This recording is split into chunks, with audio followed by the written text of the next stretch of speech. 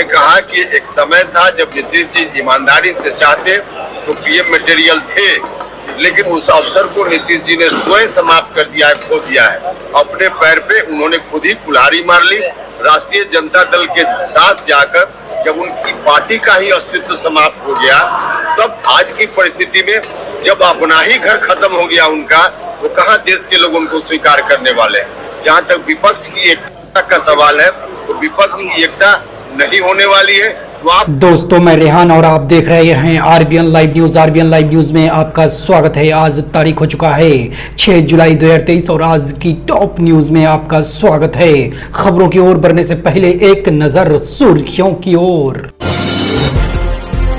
मुख्यमंत्री नीतीश कुमार ने आज जेपी गंगा पथ के गया घाट के पास चल रहे निर्माण कार्य का निरीक्षण किया। निरीक्षण के दौरान अधिकारियों को तेजी से निर्माण कार्य का निर्देश दिया। साथ ही जेपी सेतु के NH-19 तक की कनेक्टिविटी का भी जायजा लिया। मैं हाजीपुर छोड़ नहीं सकता, चिराग पासवान बोले। पिता रामविलास की जयंती पर याद कर बोले, मेरी राजनीतिक हत्या की हो रही है कोशिश।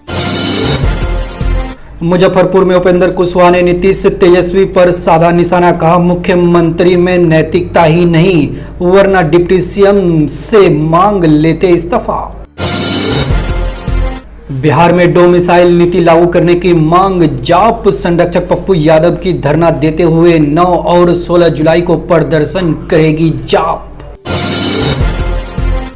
जमीन विवाद में पीट कर हत्या, परिजनों ने रिश्तेदार पर हत्या करने का लगाया आरोप। आरोपी की गिरफ्तारी के लिए छापेमारी कर रही है पुलिस।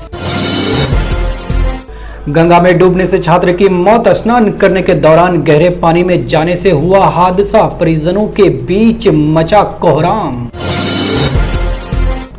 बेगूसराय में अपराधियों का आतंक, मामूली विवाद में दिन दहाड़े युवक को गोली मारकर किया घायल, जांच में जुटी पुलिस। बिहार और बिहार के युवाओं का अपमान बर्दाश्त नहीं करेगी संसद, प्रदीप कुमार सिन्हा ने कहा। नियोजित शिक्षकों और अभ्यर्थियों के समर्थन में सड़क पर उतरकर आंदोलन करेगी भाजपा।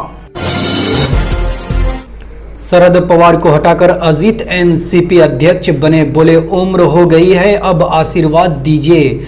शरद का जवाब, अजीत खोटा सिक्का निकला।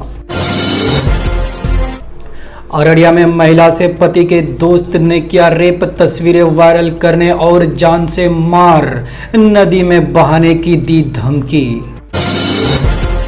दोस्तों, आपने अगर अभी तक मेरा चैनल को सब्सक्राइब नहीं किए हैं तो सब्सक्राइब कर लीजिए। खबरों की ओर बढ़ते हैं विस्तार से।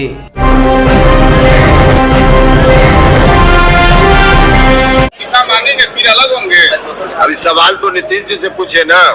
नीतीश जी इसके पहले जब आरजेडी से अलग हुए थे तो उन्होंने यही कहा था, उस समय जो चार्ज लगा था तेजस्वी के ऊपर भ्रष्टाचार का, तो नीतीश जी ने आप सब लोगों से कहा था और आपके माध्यम से देश और बिहार की जनता को कहा था कि तेजस्वी यादव के ऊपर जो चार्ज लगा है, तेजस्वी जी पब्लिक डोमेन में इसको एक्सप्लेन कर दे कि क्या मामला है, सफाई दे दे।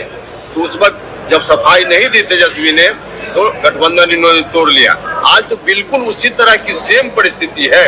अब इस परिस्थिति में नीतीश जी में थोड़ी भी नैतिकता है, तो अब उनको बताना पड़ेगा कि क्या करेंगे। अब जवाब वही देंगे, लेकिन निश्चित रूप से बिहार के लोग, देश के लोग जवाब तो चाहते हैं।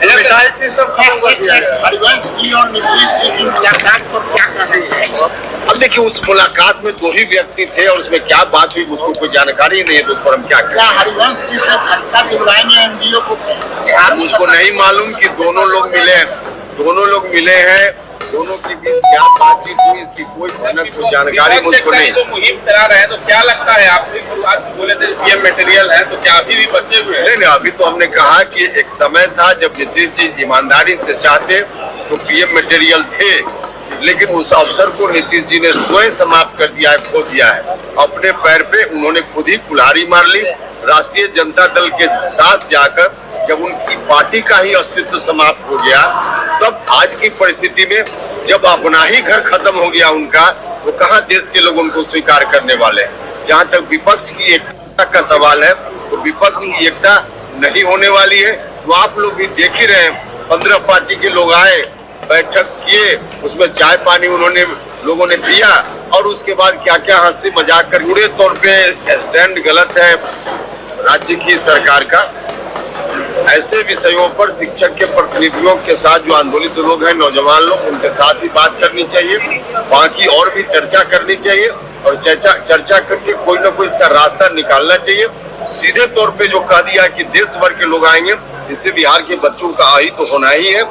इसके अहित को कैसे रोका जा सके और साथ ही साथ संविधान के प्रावधानों का भी कैसे पालन हो, यह रास्ता तो सरकार को निकालना चाहिए और मुझको लगता है कि सरकार यदि ईमानदारी से चाहे तो रास्ता निकल सकता है।